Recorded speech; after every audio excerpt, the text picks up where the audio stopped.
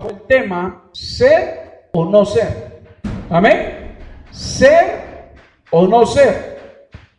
La palabra de Dios nos habla de una manera muy especial, porque realmente, hermano, hoy muchos pueden decir cosas tremendas, pueden hablar cosas maravillosas, pero hoy día no se sabe quién es cristiano y quién no. Todo porque hay algunos que dicen ser y no lo son. Para ser un cristiano verdadero tenemos que conocer de Cristo. Y no solamente conocer de Cristo, porque quiero manejar 6 aspectos importantes de un cristiano verdadero. 1. El que acepta a Cristo como su único y suficiente Salvador. 2. Que conoce su palabra y la pone en práctica. 3. Que vive como Cristo, que vive como la palabra de Cristo ha mandado. Vamos a repetir el 2. Que conoce su palabra y que la pone en práctica. 3. Que vive como la palabra de Dios manda o lucha por hacerlo. Amén. 4. Que ama como Cristo amó. 5. Que perdona como Cristo perdonó. Y 6. Que sirve como Cristo sirvió. 6 aspectos importantes de los cuales vamos a desglosar en esta hermosa y bendecida mañana. Vamos a ir a Apocalipsis capítulo 3, verso 15 y verso 16. La Biblia habla ahí, hermano, en Apocalipsis a una de las iglesias dentro de la cual se ganó el título de iglesia tibia. Y dice a la letra, Apocalipsis capítulo 6, verso 15 y 16. Yo conozco tus obras, que ni eres frío ni caliente. Ojalá fueses frío o caliente. Pero por cuanto eres tibio, ni frío ni caliente, te vomitaré de mi boca. Mire qué tremendo. Amén. Aleluya.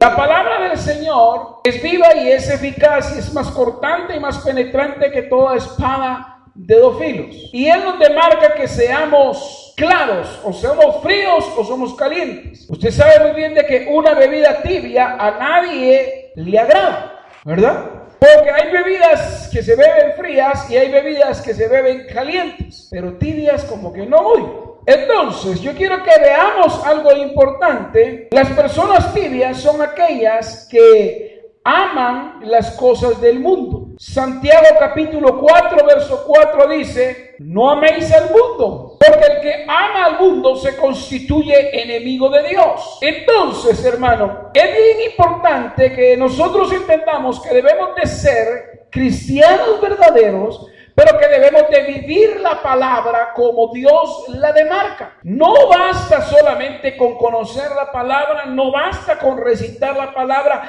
es sumamente importante vivirla. La Biblia dice que el que le ama, su palabra guardará. Las personas que luchan, hermano, por agradar a Dios son las valientes. La Biblia dice que solamente los valientes arrebatan el reino de los cielos. Amén. Aquellas personas valientes son las que no ceden a la tentación. Aquellas personas valientes son las que arrebatan el reino de los cielos, aunque produzca violencia. Porque el reino de los cielos produce violencia. ¿Por qué le digo esto? Porque realmente, hermano, es una lucha entre la carne y el espíritu. Y cuando uno realmente no quiere ser tibio, hermano, uno va a desligarse, va a apartarse del mundo. La Biblia dice claramente que estamos en este mundo, mas no somos de este mundo. Que nuestra ciudadanía no es Jalapa ni Guatemala, sino que nuestra ciudadanía está en los cielos. Nosotros somos peregrinos, vamos de paso. Muchas veces cuando el cristiano es tibio, hermano, se estanca en las cosas materiales, se estanca en las modas, se estanca, hermano, en el qué dirán. Y la Biblia demarca y dice que no vivimos por vista, sino que vivimos por fe. Entonces, es sumamente importante de que nosotros dejemos de hacer las cosas que no agradan a Dios y empecemos, hermanos, a hacer las cosas que sí agradan a Dios. Amén. Fíjese bien, hay cosas en este mundo que te atraen, que no te traen ningún beneficio espiritual. Y esas cosas son las que tenemos nosotros que dejar. Punto número 2. Ser cristiano es guardar su palabra. En el libro de Josué, capítulo 1, encontramos nosotros algo bien hermoso, la forma en cómo Dios le habla a Josué. Es una manera bien tremenda, hermanos, bien importante. Yo quiero que la veamos y vayamos a Josué, capítulo 1 y su verso 7, y dice a la letra: solamente esfuérzate y sé muy valiente para cuidar de hacer conforme a toda la ley que mi siervo Moisés te mandó. No te apartes de ella ni a diestra ni a siniestra, para que seas prosperado en todas las cosas que emprendas. Nunca se aparte de ti, de tu boca, este libro de la ley, sino que de día y de noche meditarás en él, para que guardes y hagas conforme a todo lo que en él está escrito. Amén. Entonces prosperarás, entonces harás grandes cosas, entonces nadie te podrá hacer frente. Fíjese bien, cuando hablamos de ser un verdadero cristiano, estamos hablando no solamente de amar la palabra, sino de hacer lo que la palabra de Dios demarca. Y hacer lo que la palabra de Dios demarca requiere: 1, esfuerzo; 2, valentía; 3, amor; y 4, fe. Amén. ¿Por qué digo esto? Porque cuando hablamos de ser un verdadero cristiano, hermano, no solamente es de venir a la iglesia, de dar las ofrendas, de dar los diezmos, de oír música en el carro o en el trabajo. No es solo eso. Amén. Porque realmente ser un verdadero cristiano es que tú tengas intimidad con Dios, que tú te metas con Dios, que tú hables con Dios. Hace unos días atrás hablábamos de que no solamente debemos de orar, sino de buscar su rostro.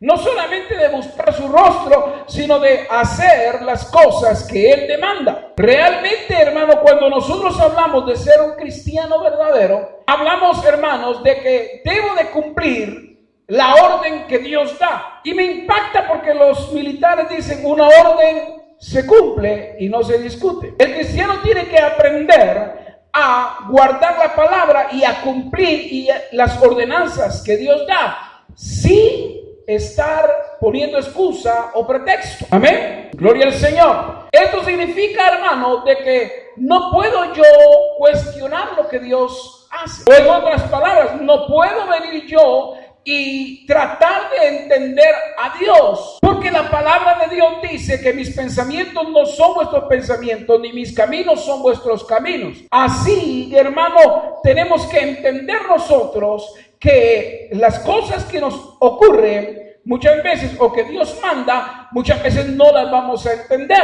Cuando Dios le habló a Noé, le dijo: Noé, hazte un arca porque voy a mandar un diluvio sobre la faz de la tierra. Hermano, era algo irónico lo que Dios le estaba diciendo. ¿Por qué? Porque en los tiempos de Noé no llovía. Imagínense, si no llovía, ¿cómo iba a caer un diluvio? ¿Verdad que era ilógico? Y otra de las grandes cosas sería: bueno, va a caer un diluvio, voy a hacer una arca, y es una arca inmensa. Pero hermano, la palabra de Dios dice que a Noé lo estuvieron ofendiendo.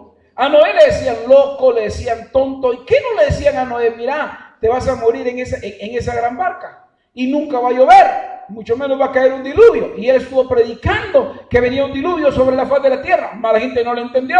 Mas sin embargo, cuando vino el diluvio, entonces Noé razonó y dijo: razón tenía Dios. Amén. Permítame decirlo de esta forma. Noé como que entendió y dijo: wow, razón tenía Dios de que hiciera el arca. Y la hizo. Solamente la familia de Noé fue salva, con todos los animales. Las personas dijeron: wow, razón tenía Noé. Noé, ábrenos la puerta, ábrenos la puerta. Ya empezó el diluvio. Pero ya la puerta se había cerrado. Y ese es el gran peligro de la iglesia tibia, o del que no es cristiano, o del que dice ser cristiano pero no lo es. Porque la Biblia dice claramente: por cuanto no eres ni frío ni caliente, te vomitaré de mi boca. Entonces tenemos que luchar nosotros para guardar la palabra de Dios. Si tú guardas la palabra de Dios, entonces vas a encontrar éxito, vas a encontrar que nada te va a poder hacer frente. Cuando tú vives la palabra, tú puedes ver algo y puedes decir rápidamente: la sangre de Cristo tiene poder. Cuando tú estás en tremendas situaciones, puedes decir: Jehová es mi amparo y mi fortaleza, ¿de quién temeré? Jehová es la fortaleza de mi vida, ¿de quién he de temorizarme? La palabra de Dios, cuando tú la vives y la confiesas y la declaras, es poderosa. Amén. Dice la palabra en San Juan capítulo 8, verso 51, dice de la siguiente manera: de cierto os digo, que el que guarda mi palabra nunca verá muerte. Miren qué tremendo. Nunca verá muerte. Hermano, y cuando el término muerte aparece ahí, se refiere, hermano, a un estado de muerte total. ¿Qué significa eso, pastor? Pero no todos vamos a morir. Sí, pero en lo espiritual decimos que solamente dormimos, porque al sonar de la trompeta, los muertos en Cristo resucitarán primero. Entonces una persona muerta, por decirlo así, literalmente no va a volver a vivir, pero en lo espiritual sí vamos a vivir, porque seremos transformados en un abrir y cerrar de ojos. Los que estén vivos y los que estén muertos resucitarán al sonar la trompeta. Y esto es la palabra. Cuando le dijeron a Jesús: mira, ya murió. No, él duerme. Y le digo: no, Señor, ya llegue, tiene 3 días. Lázaro, ven fuera. Y salió Lázaro. Cuando murió la hija de Jairo, todos lloraron. ¡Y acá lloradera que tenían porque había muerto la hija de Jairo! Mas sin embargo, cuando llega Jesús, le dice: tranquilos, no pierdan el ánimo, ella solo duerme. No, está muerta, solo duerme. Y le digo: Talita Kumi, niña, a ti te hablo, levántate. Y se levantó. Entonces, a eso se refiere la Biblia, que dice: de cierto os digo, que el que guarda mi palabra no verá muerte. Pero también encontramos la palabra en el Evangelio San Juan, su capítulo 14 y su verso 15, que dice: si me amáis, guardad mis mandamientos, y yo rogaré al Padre y os dará otro consolador, para que esté con vosotros para siempre, el Espíritu de verdad, al cual el mundo no puede recibir, porque no le ve ni le conoce, pero vosotros le conocéis, porque mora con vosotros y está en vosotros. Mire qué hermoso: si me amáis, guardad mis mandamientos. Usted me dirá: pastor, el tema que usted tiene es ser o no ser. Pastor, mire, realmente yo soy cristiano, me considero cristiano, pero he cometido errores. Sí, pero la Biblia dice que por medio de Cristo Jesús nació la reconciliación, para que nosotros estemos a cuentas con Dios. El enemigo es sutil y trata la manera de desviarnos, trata la manera de sacarnos del carril o del camino, porque la Biblia dice que estrecho es el camino que lleva a la vida eterna, más ancho es el camino que lleva a la perdición, y muchos andan por él. Pero yo quiero que veas algo. Cuando hablamos de ser o no ser, yo quiero referirte a algo bien importante y quiero que lo guardes en tu corazón. Hay personas que empiezan bien, pero terminan mal. Pero hay personas que empiezan bien, pero en el camino se desvían, pero retornan al camino y terminan bien. Hay otros que empiezan en el evangelio mal, pero en el camino se enderezan y terminan bien. Hay otros que empiezan mal, en el camino se enderezan, pero terminan mal. Amén. Por ejemplo, Judas empezó mal, porque la Biblia dice que el oficio de Judas era ladrón.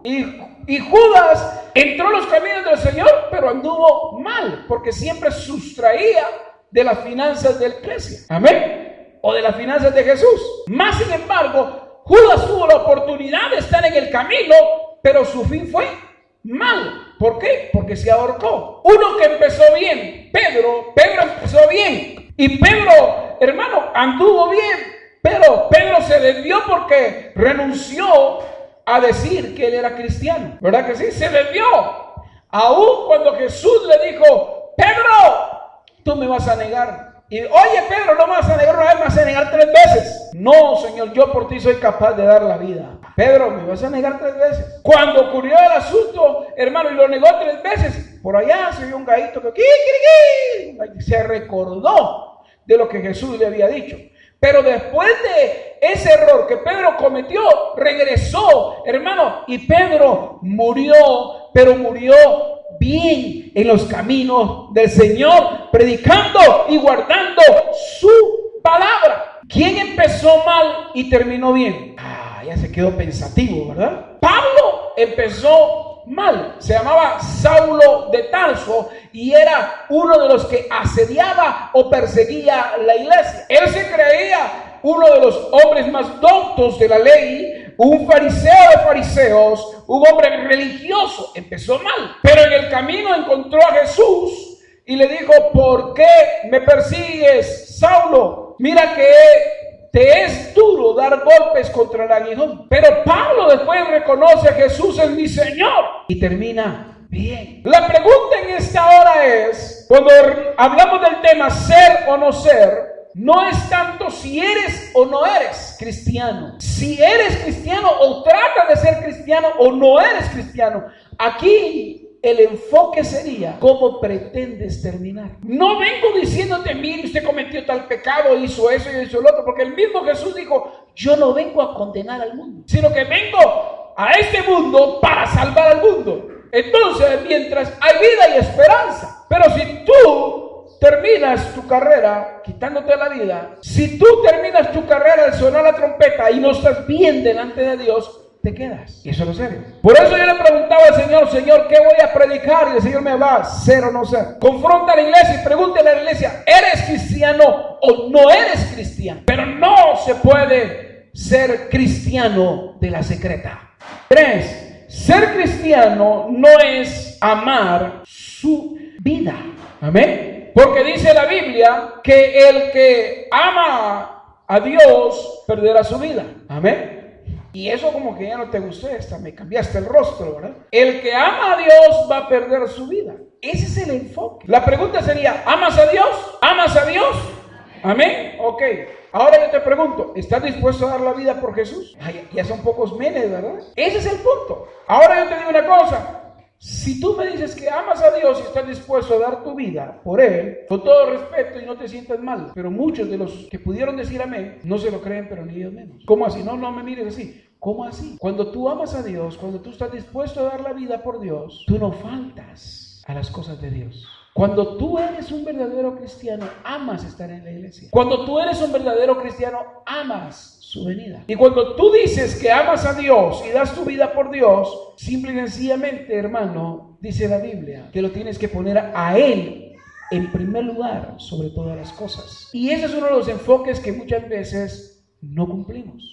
Las madres específicamente, si se les cree algo, que son capaces de dar su vida por sus hijos. El padre es un poco más tosco y dice: ay, que mire qué hace, ya le hablamos, ya le dijimos, si se muere es su problema. Pero una madre no dice así. Entonces, el punto 3, ser cristiano es amar su venida. Pero sabes, muchas veces decimos que amamos a Dios, pero no lo amamos porque no amamos su venida. ¿Por qué? Porque no esperamos su venida. Si yo amo a Dios, tengo que esperar su venida. Si yo amo a Dios, hermano, yo tengo que anhelar la venida de Dios. Pero muchas veces, hermano, decimos que amamos a Dios, pero pensamos más, hermano, en nuestras cosas materiales. Si uno le pregunta a un adolescente: ¿cuáles son tus planes? ¿Cuáles son tus planes? Él diría: bueno, graduarme de tal carrera, entrar a la universidad y graduarme de tal cosa, tener un buen trabajo, casarme, tener hijos. Ese es el pensamiento. Pero cuesta encontrar a alguien que diga: bueno, mis ideas, mis pensamientos son servirle a Dios, entrar al seminario bíblico, esperar que Dios me llame a un ministerio y servirle a Dios donde Dios me mande. Y si te manda a la India, pues a la India me voy. Y si te manda al África, pues al África me voy. Pero a la hora de rajar ocote, muchos no quieren dejar la ciudad, no quieren dejar su pueblo. Y la Biblia dice que el que pone las manos en el arado y voltea a ver para atrás, no es digno de él. Amén. Oh bendito Dios. Segunda de Timoteo, su capítulo 4, su verso 7, dice la letra: he peleado la buena batalla, he acabado la carrera, he guardado la fe. Por lo demás me está guardada la corona de justicia, la cual me dará el Señor, juez justo, en aquel día. Y no solo a mí, sino también a todos los que, aman su venida. Para poder ganarte la corona de vida eterna, tienes que perseverar hasta el fin y amar su venida. Por esa razón Pablo dice, he guardado la fe, he acabado la carrera, por lo demás me espera la corona de vida eterna, que el Dios justo tiene preparada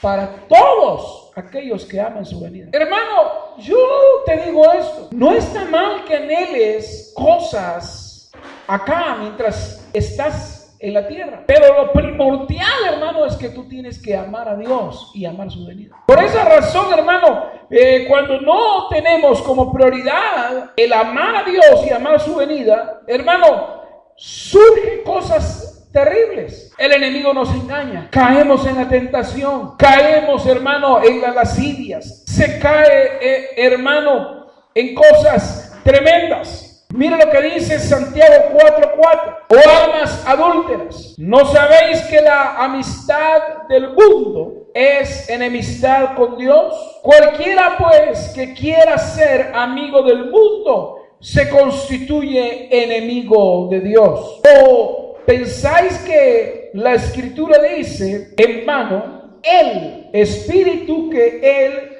ha hecho morar en nosotros nos anhela celosamente, pero Él da mayor gracia? Por esto dice, Dios resiste a los soberbios y da gracia a los humildes. Este es uno de los pasajes más fuertes que la Biblia habla con relación al mundo. Oh almas adúlteras, ¿no sabéis que la amistad del mundo es enemistad con Dios? Hermano, cuando nosotros preferimos una amistad del mundo, hermano, hacemos a un lado a Dios. Hacemos a un lado a Dios. El mismo Jesús dijo, mira Jesús, tu madre y tus hermanos te buscan. Y Jesús dijo, mi madre y mis hermanos son aquellos que hacen la voluntad de mi Padre que está en los cielos. Para poder ser cristiano tenemos que hacer la voluntad del Padre que está en los cielos. Pastor, pero ¿cómo voy a hacer yo la voluntad del Padre que está en los cielos si no lo entiendo? No lo entiendes simple y sencillamente porque no convives con Él. Pero cuando tú convives con el Padre, cuando tú convives con el Hijo, cuando tú convives con el Espíritu Santo, hermano, ocurre lo mismo cuando tú oyes la voz de tu hijo o la voz de tu esposo, la voz de tu hermano, ahí viene aquel, o ahí viene el esposo, o ya vino mi hijo, o ya vino mi hermano, ya vino mi hermana. ¿Por qué? Porque convives con ellos y el timbre de la voz lo conoces. Es más, mira cómo es de hermoso el cuerpo humano, el ser humano, cómo Dios lo creó. Que cuando estás en el trabajo y oyes un carro y ahí viene Mario, dice. Amén. Conoces, cabal, el ruido del vehículo. Amén. Cuando oyes la moto, ahí viene el pastor, dice. Indiscutiblemente ese es el motor de la moto del pastor. ¿Verdad que sí? Pero ¿cómo es posible, hermano, que no conozcamos cuando venga Dios? Cuando venga el Espíritu Santo y se empiece a pasear ahí en los lugares. No lo conocemos. Se queda uno. ¿Cómo es posible? Si decimos que amamos a Dios. Si cuando tú amas a alguien, hermano, solo respiras y dices, ahí viene. Entonces yo te invito en esta hora a que tú seas un cristiano. No viene el Señor señalándote. Su palabra dice, hijitos míos, estas cosas os escribo para que no pequéis. Pero si alguno de vosotros hubiere pecado, abogado tiene para con el Padre, Jesucristo el justo, porque Él es la propiciación por nuestros pecados. Y no solo por los nuestros, sino por los de todo el mundo. Y dile, Señor, yo te he fallado, pero yo no quiero fallarte más. Ayúdame.